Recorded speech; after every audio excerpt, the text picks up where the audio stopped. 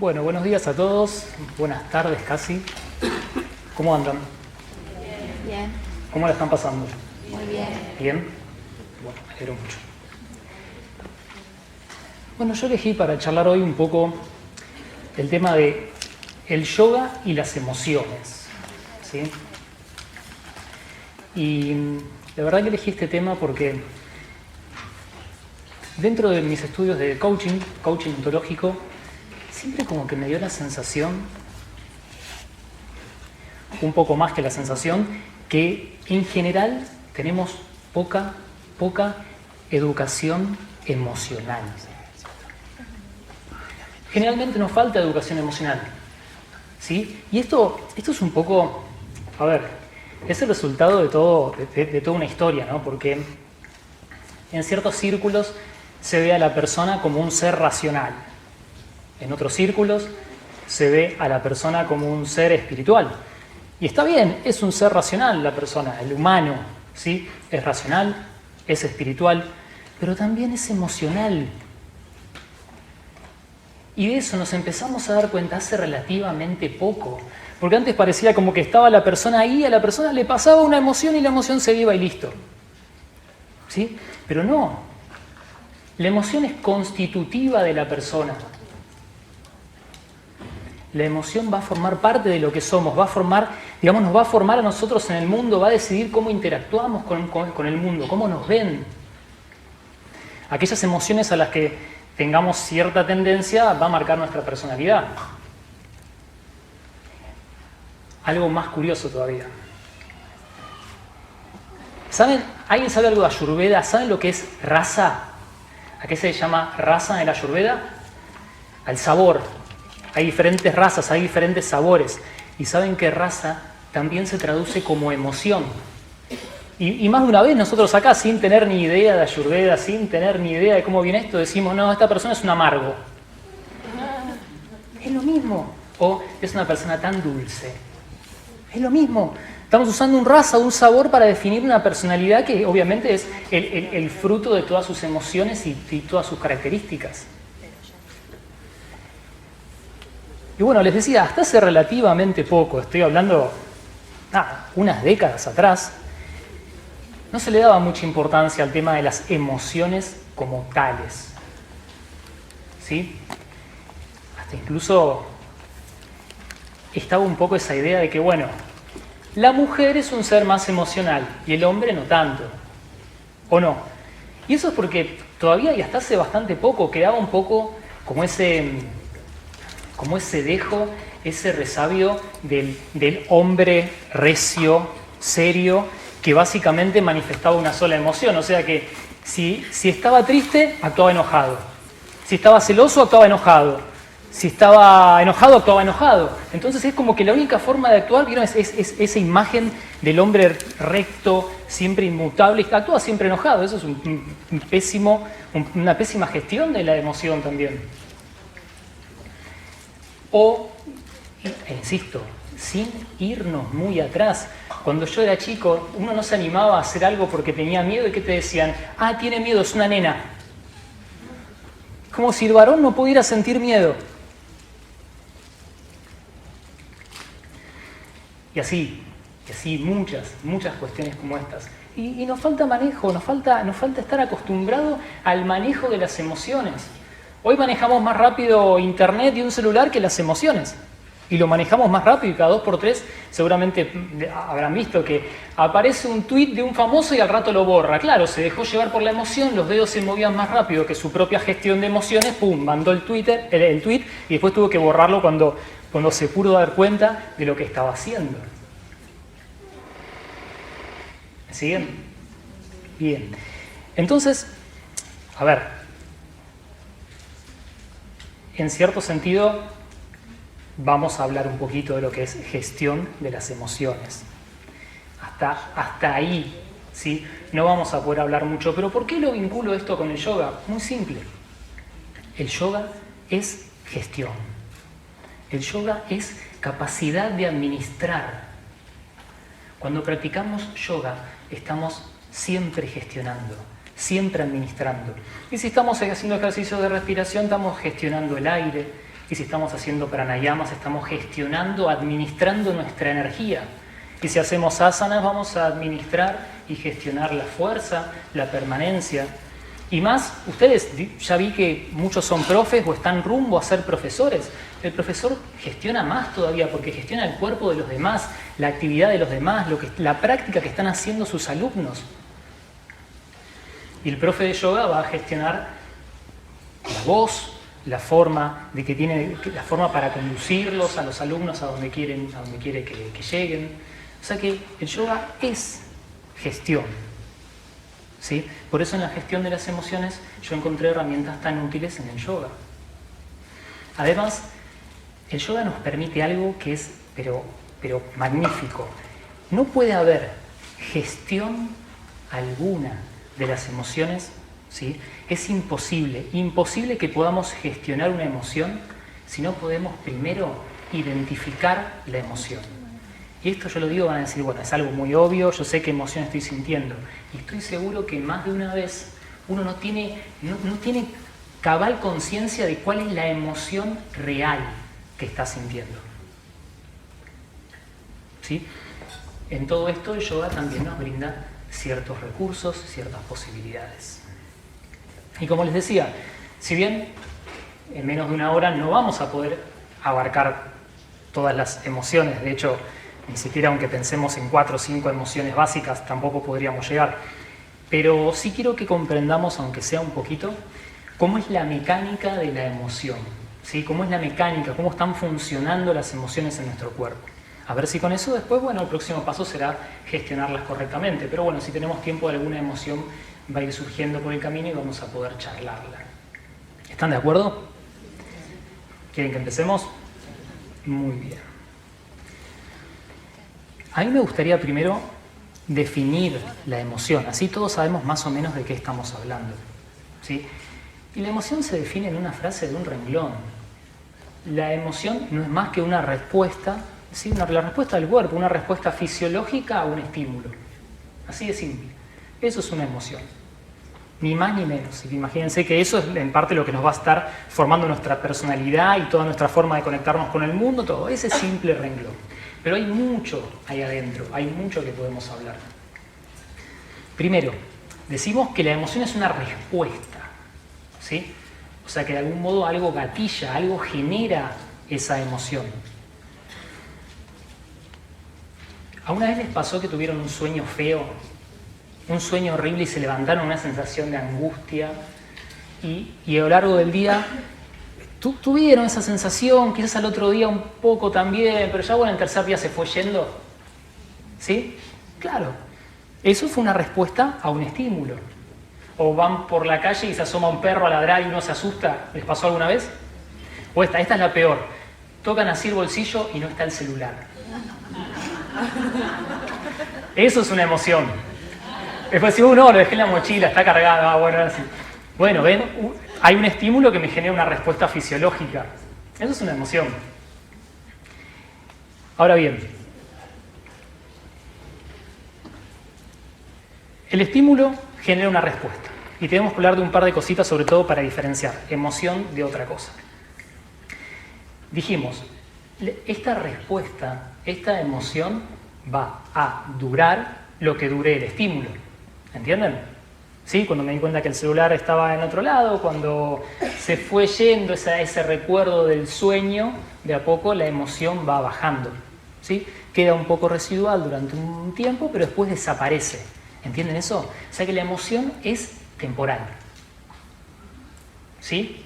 ¿Por qué digo esto? Para que podamos diferenciar la emoción de otra cosa, que es el estado de ánimo. No es exactamente lo mismo.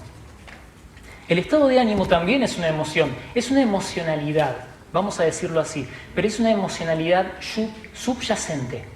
Se instala, obviamente la genera también un estímulo, se instala y después no se va, permanece, queda ahí y queda siempre.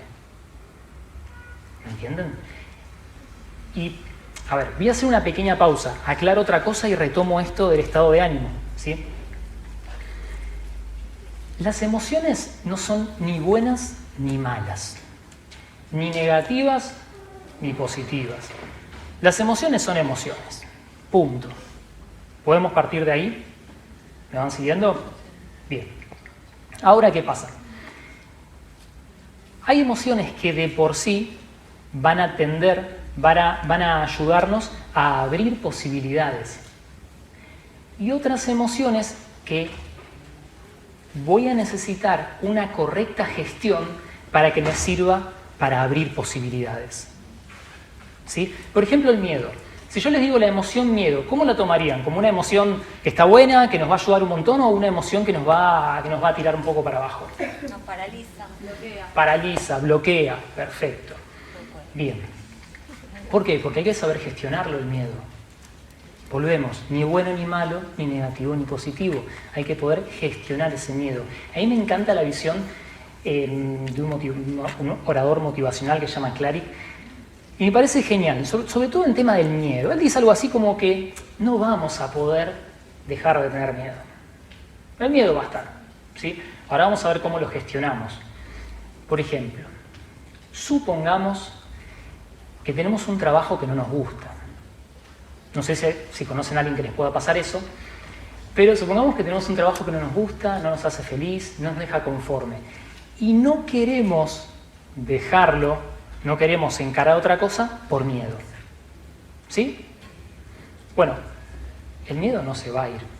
¿Sí? Obviamente que lo que nos da miedo no es encarar otra cosa, lo que nos da miedo es el fracaso cuando encaramos otra cosa. El miedo ese no se va a ir. Pero mira esta visión, qué interesante, y para mí esto es gestión de la emoción.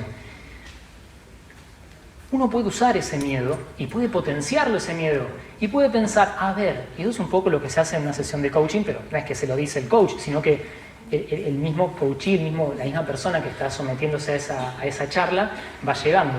Entonces podemos pensar lo siguiente. Te da miedo arriesgarte y fracasar. ¿Qué te da más miedo? Encontrarte dentro de 20, 25 años que hiciste durante 20, 25 años ese trabajo que no te gustaba, que no te sentías pleno, que no te sentías realizado. ¿Qué te da más miedo? ¿Encontrarte ahí 20, 25 años después sin haber logrado nada de lo que realmente querías? ¿O te da más miedo probar y fracasar? Y bueno, y ahí va a tener que elegir la persona. Eso es gestionar. ¿Sí? Si la persona dice, no, la verdad que sería terrible encontrarme un día que todas mis aspiraciones las fui sacrificando por esto que estaba haciendo y no pude realizar ninguna. Bueno, listo. Entonces el otro miedo es menor. Potenciamos un miedo, estamos usando el miedo, no hicimos que el miedo desaparezca. Es muy difícil que el miedo desaparezca. Esto es gestión, esto es gestionar una emoción.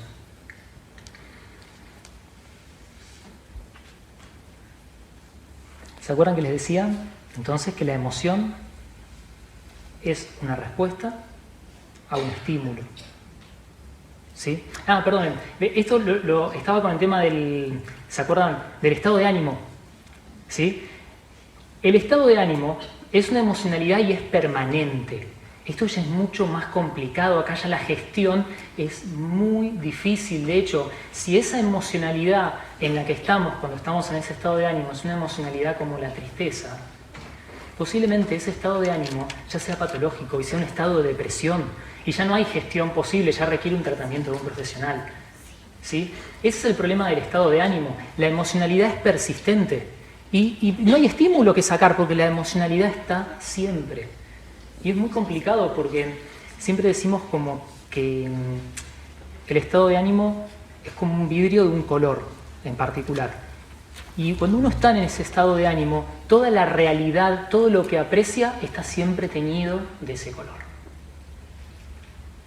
Y quizás te pasen cosas buenas, cosas geniales, pero no, siempre está el dejo de ese color que de algún modo, justamente si es un tipo de emoción de esas que son más difíciles, te va a estar tirando para abajo. Entonces el estado de ánimo es muy complicado y el estado de ánimo también es contagioso. ¿Nunca les pasó que hay gente que, no sé, que se juntan y salen de estar con esa persona pero desbordando de optimismo, desbordando de alegría? ¿Les pasó? O lo contrario, están con personas y cuando salen con una cosa de decir, wow, no quiero hacer más nada por hoy con nadie, a ver si mañana está mejor. Bueno, el estado de ánimo también se contagia. Pero el estado de ánimo lo vamos a dejar de lado y nos vamos a concentrar únicamente en las emociones. ¿Sí? Entonces, la emoción es una respuesta a un estímulo. Hasta ahí quedó claro. Vamos a concentrarnos en ese estímulo, porque ese estímulo que genera la emoción puede ser un estímulo externo, ¿sí? Vamos con el auto, se nos cruza uno tiene que clavar los frenos, pegar un volantazo y bueno, el cuerpo quedó completamente alterado y después cuando ese estímulo baja, vieron que como que se sienten flojos, como que uff. Bueno, eso fue una respuesta fisiológica, más clara imposible. Pero son los estímulos externos, son los primeros que uno piensa. No me interesan esos. Me interesan los estímulos internos. Miren, Montaigne decía algo así.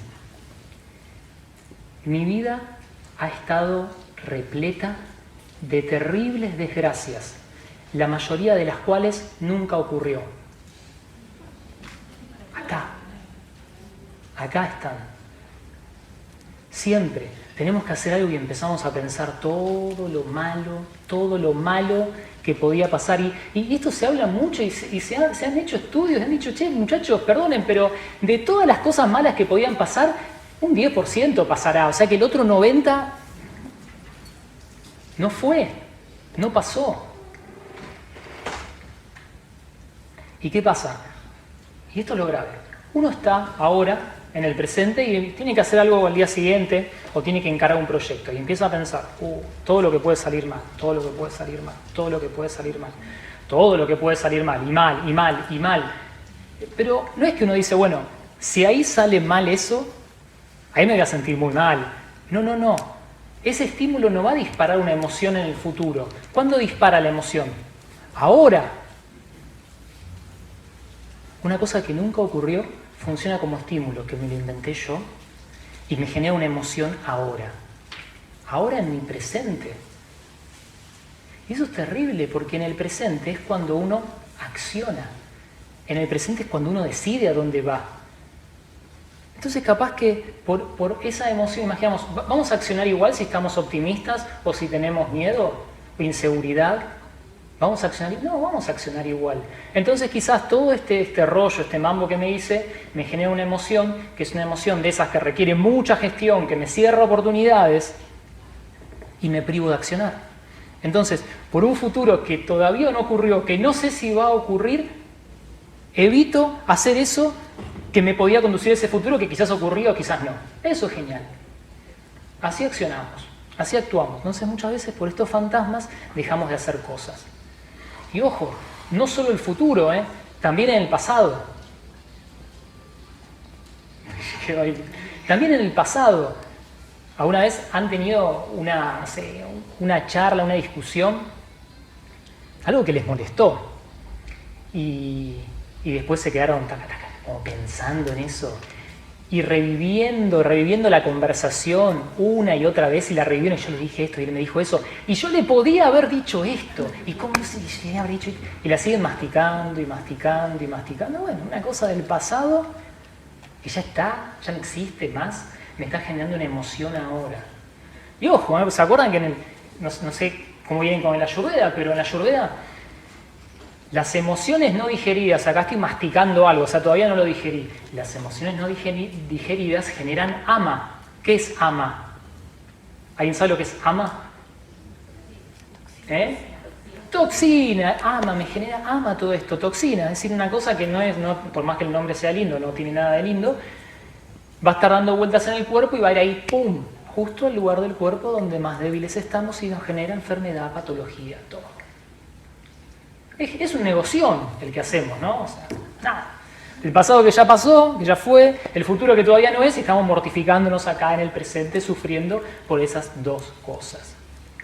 Eso es parte del boicot, ¿sí? El auto-boicot emocional que solemos hacernos. Y a veces aún peor.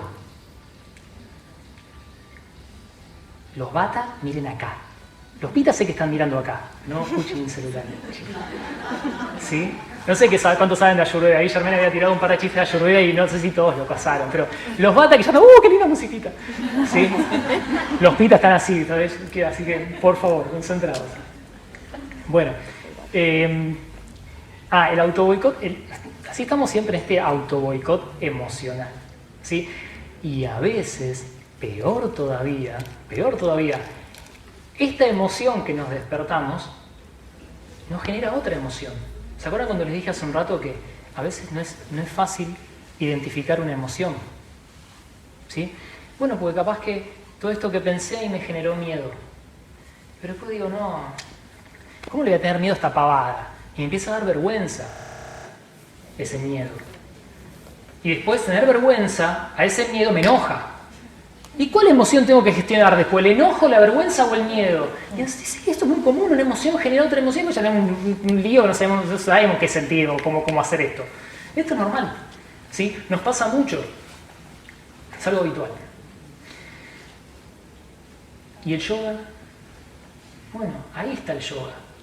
Ahí aparece el yoga. En el momento que llegamos a la clase o a nuestra práctica cotidiana de yoga, nuestra sadhana, en el momento que cerramos los ojos y respiramos, se acabó. No hay pasado, no hay futuro. Estamos nosotros solos ahí. La respiración es el ancla a este momento. Nos ubica acá. ¿Sí? Nada más. ¿Qué temer? ¿Qué pensar? ¿Qué reproche hacer del pasado? Nada, no existe más nada. En el momento que estamos en la clase de yoga, estamos en el presente. ¿Sí?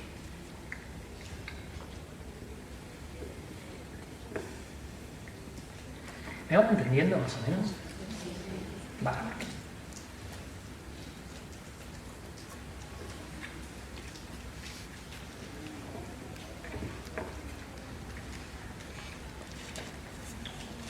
Porque ahora capaz que se complica esto.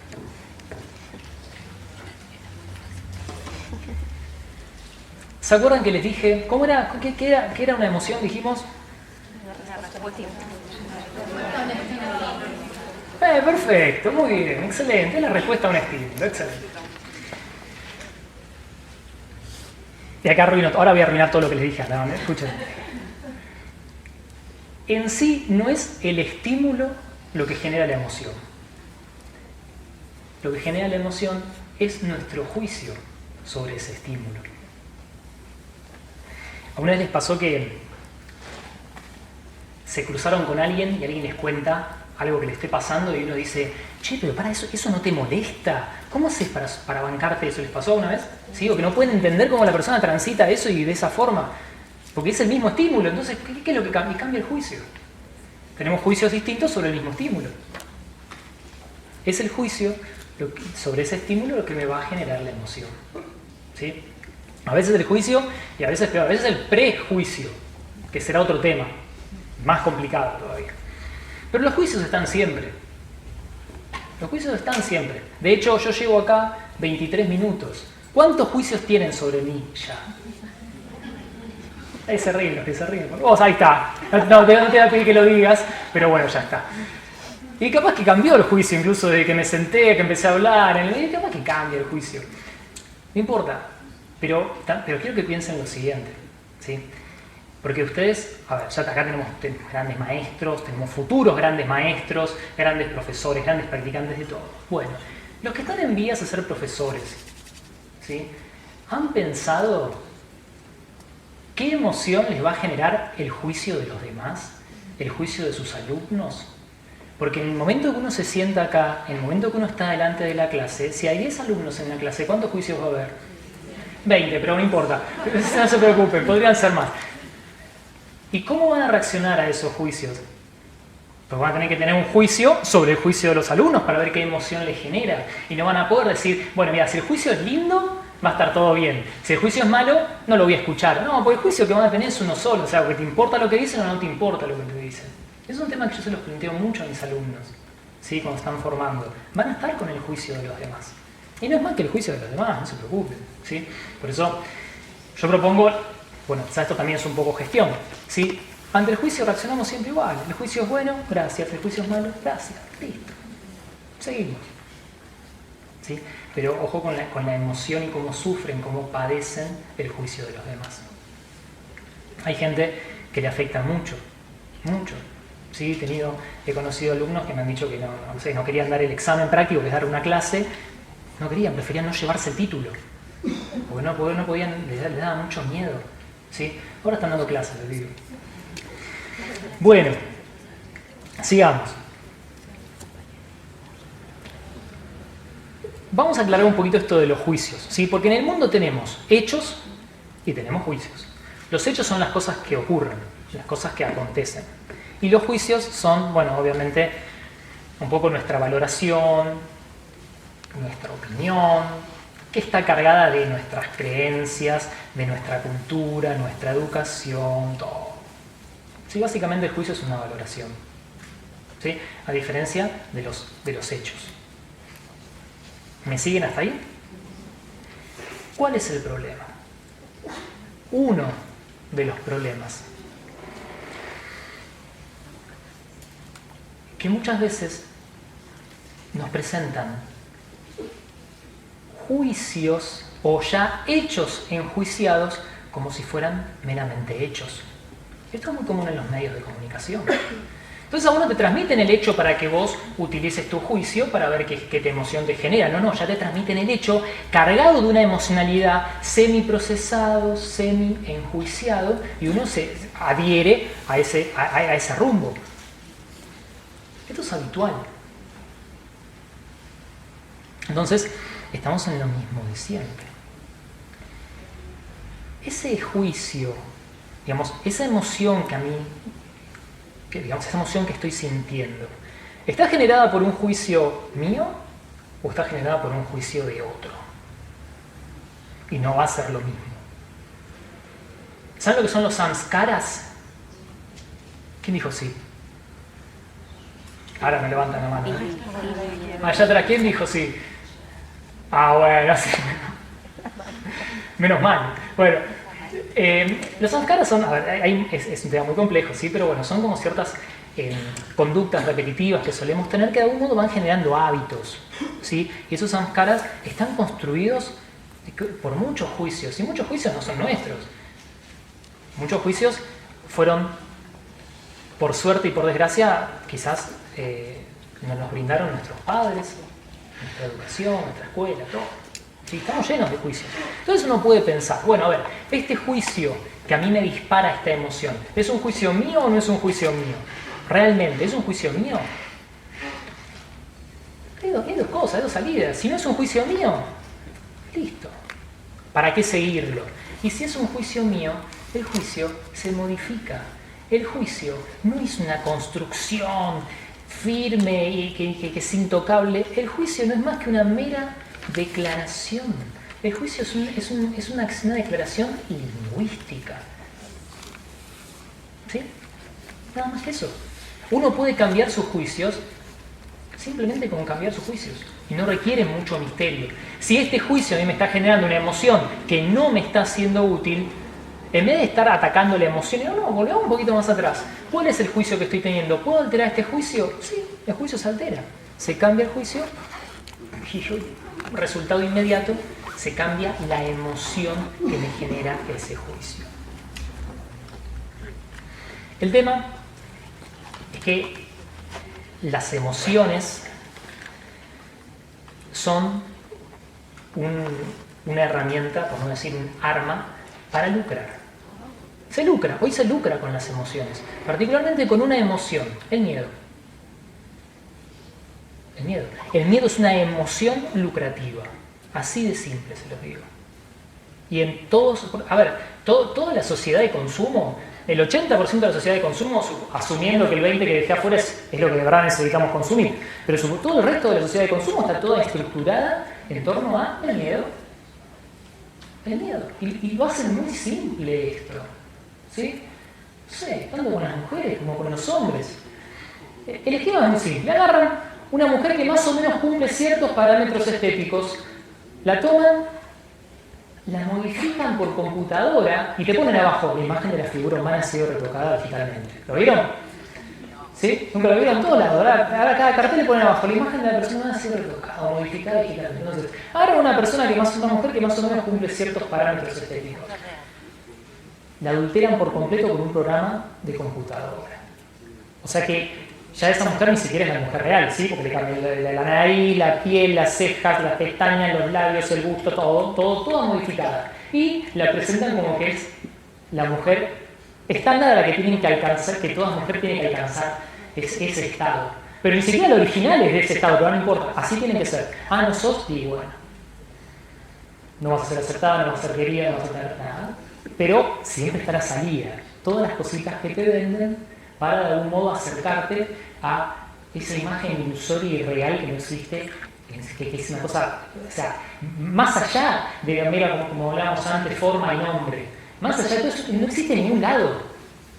No estamos hablando de mera magia, ilusión, como hablábamos, como escuchábamos recién al maestro. No, nada, eso no existe. Y sin embargo, eso es como deberían ser todos. Ni siquiera la real, digamos así. Con los hombres pasa lo mismo. El hombre, ¿cuál es el estatus genial del hombre? Con un poder adquisitivo enorme, con un auto caro. Nada. Y todo eso va generando emociones. Y las emociones son el esquema clásico para el consumo. Consumimos por emociones. Muy pocas cosas consumimos por necesidad. Es más, básicamente la comida que comemos, ¿sí? Esto siempre lo charlamos mucho en los talleres de alimentación consciente. La mayor parte de la comida que comemos no es para alimentarnos. Para alimentarnos necesitamos muy poquita y una comida muy específica. Todo el resto de la comida la comemos por placer. Es una comida emocional. Es emoción, consumimos por emociones. Somos seres emocionales. Las películas generan emociones, por eso tienen éxito. Miren, hay un libro del hinduismo que tiene como 2000 años, se llama Natya Shastra. Trata sobre 9 emociones. ¿Qué les parece que puede ser? Un tratado sobre psicología, ¿no? No, es un tratado de arte dramático. De teatro, baile, y ahí tratan las emociones. ¿Sí? Y como estamos tanto en esa era de la imagen, de lo visual, y enseguida te arman una imagen con la musiquita apropiada, de la velocidad y genera emociones. ¿Sí? Y con la emoción se puede conseguir muchas cosas. Entonces, ¿qué nos da el yoga en todo esto? Por favor, los bata, ¿eh? Acá los quiero. Acá los bata, concentrados. Acá, esta mano, los bata. ¿Sí? Está bueno, esto es para practicar, para viajar. ¿Sí? Estamos así enfocados. Bueno, les decía entonces.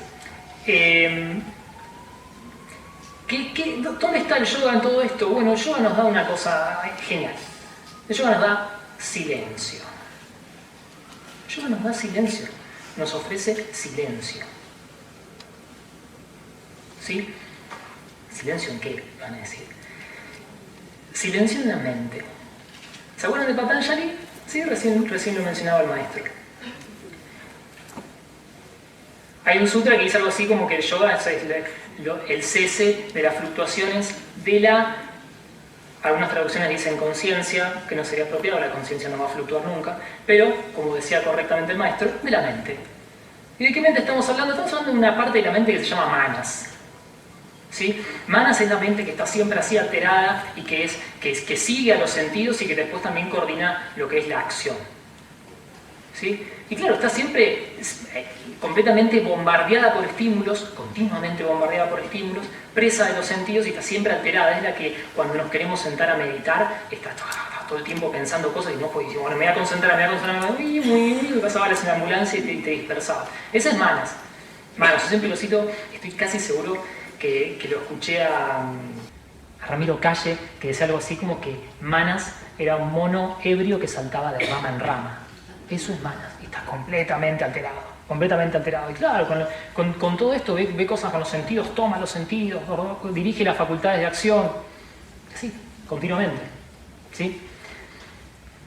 Necesitamos que Manas se tranquilice. El yoga silencia Manas, calma Manas, le da silencio a Manas. ¿Sí? Y se usan muchas metáforas, muchas analogías, como la del estanque. ¿Sí? El estanque cuando está, digamos, cuando el agua está en movimiento, todo el sedimento empieza a flotar y no se ve. O la tormenta de arena en el desierto, cuando empieza el viento, se llena todo de arena al aire y no se ve nada. Bueno, cuando bajamos manas podemos ver. Podemos ver cuando decimos, en el yoga encuentro mi identidad, me encuentro conmigo mismo. ¿Qué está diciendo? Estoy sacando toda esta porquería que me están vendiendo, ¿sí? Y me estoy encontrando conmigo. Estoy callando manas, estoy esperando que se estanque, el sedimento baje, así el agua se torna cristalina. ¿Qué voy a necesitar? Como decíamos recién con todos los maestros que estuvieron hablando hasta ahora, ¿qué voy a necesitar si tengo todo acá? ¿Qué más puedo necesitar? ¿Qué voy a necesitar comprar? ¿A quién me voy a tener que parecer? Ya está todo. ¿Sí? Dos cositas, que ya veo que el tiempo está corriendo. Miren lo importante, por ejemplo, hay una emoción que hoy, es la emoción, es la ira, la violencia. ¿Alguno de ustedes ha encontrado en estos días en su Facebook, en estos días de elecciones, algún mensajito de violencia? ¿Han visto un mensajito de ira, violencia, cólera? Y bueno, han visto exactamente. Bueno, pero quiero ir más allá, ¿sí? En esa violencia extrema, ¿saben lo que es el secuestro amigdalar? Secuestro por amígdala, ¿no? Es un estado de violencia, un estado emocional tan fuerte que la persona no puede medir la consecuencia de sus actos. Actúa sin tener claridad y es cuando, no sé, en una discusión de tránsito uno saca un arma y mata al otro. ¿Sí? La persona no puede medirse. Bueno, ¿cuál es la propuesta que sigue? La propuesta que es viejísima para un ataque de ira, un momento de gran enojo. ¿Cuál es la propuesta siempre? Así de simple. Contá 10 respiraciones bajan por la nariz. Eso es lo que hacemos en yoga todo el tiempo. Por eso el yogi supuestamente está siempre en un estado de tranquilidad, porque maneja su respiración. Y así podríamos hablar de todas las emociones. Todas las emociones vinculadas al yoga y utilizando herramientas del yoga para poder gestionar las emociones. La última. La emoción universal, aquella que todos aspiramos, que todos queremos. La alegría. ¿Sí? Si bien felicidad, alegría, se podría aclarar un poco, separarlas, no importa. Alegría, dicha, ¿sí? Contentamiento. ¿Se acuerdan de Patanjali? Santoya. Quieren verlo como Ananda, como ustedes prefieran. La alegría, la felicidad es una emoción muy complicada. Es muy complicada porque la mayoría de las veces la entendemos, nos damos cuenta cómo era cuando la acabamos de perder. Ahí uno dice, era así. Es más, me animo a decir en este momento que la gran mayoría de ustedes, en este momento ahora, son inmensamente felices y todavía no se dieron cuenta. No vaya a ser cosa que mañana, por algún motivo, esa felicidad se pierda, esa alegría se pierda y digan, qué bien que estaba. Y sin embargo, hoy estamos viviendo en eso que se llama síndrome de la felicidad aplazada. ¿Qué significa eso? Siempre estoy diciendo, bueno, ahora tengo que conseguir esto, pero cuando consiga eso voy a ser re feliz. Pero claro, el ahora no, siempre es lo mismo que estábamos hablando antes, siempre la necesidad. Tantas cosas vamos a necesitar, tantas cosas necesitamos. No hacen falta tantas cosas, no necesitamos casi nada de todo eso. Y lo último, que también es un poco un deseo para todos ustedes. Yo cuando escuché esto que les voy a decir ahora, claro, al principio medio que dudaba, decía, bueno, a veces es muy simple darse cuenta cuando algo es bueno, y también es muy simple darse cuenta cuando algo es malo, pero después me fui dando cuenta que hay muchas historias de éxito de verdad, de personas que están bien, que empezaron en un momento horrible, o empezaron con una situación malísima. Entonces, lo que les quiero decir es lo siguiente, esta frase que me parece muy linda. Estoy seguro que a todos ustedes mañana les va a pasar algo realmente bueno. pero queda en ustedes darse cuenta. ¿Sí? Queda en ustedes notarlo. Podrá ser muy grande, podrá ser chico, no importa. Va a pasar algo realmente bueno, pero solamente ustedes van a poder verlo. Si se pasan de largo, se lo van a perder. Bueno, espero que les haya gustado. Eso es todo. Ya vamos para el almuerzo, así que los Pita pueden estar un poco más tranquilos ahora. Les advierto que el hambre no es una emoción para Pita, es un estado de ánimo para Pita el hambre, como constante. No es una emoción el hambre, así que si siempre tienen hambre, siempre no cuenta. Bueno, muchas gracias a todos por habernos escuchado. Muchas gracias.